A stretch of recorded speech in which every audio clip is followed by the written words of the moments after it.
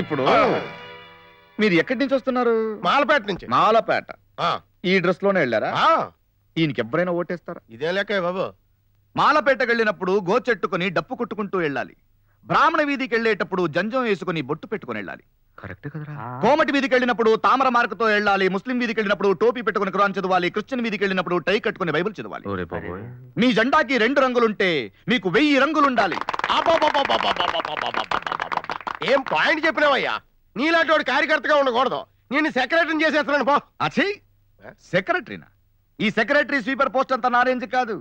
నాకు కావాల్సింది మీ party president post. ఇస్తారా? తీసుకోవయ్యా.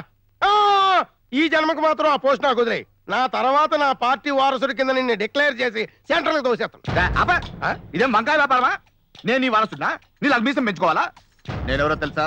ఇప్పుడే చూస్తున్నాను. నిన్ను సీఎం చేయకుండా సీఎం పోస్ట్ కొట్టేయాలని ప్లాన్ చేసి లారీ ఎక్కి వచ్చిన వెన్నుపోటుదారుడిని. అయ్యి బాబోయ్, అలా కూడా నన్ను అనుమానించాలి. That is politics. అమ్మ, భార్య ఇచ్చే పాలల్లో కూడా అపోజిషన్ పార్టీ వాళ్ళు ఇన్ఫ్లుయెన్స్ చేసి విషం కలిపారేమో అన్న రేంజ్ లో అనుమానించాలి. That is politician. ఇలా ఆలోచించకే ద గ్రేట్ పొలిటీషియన్ ఇందిరాగాంధీ ఫటా. అయ్యో బాబోయ్, మరీ అంత డెప్త్ గా ఆలోచించకే బాబు. నాకు ఊపిరి ఆడడం లేదు. అసలు మంచి ఏ రేంజ్ లో ఉన్నాడు.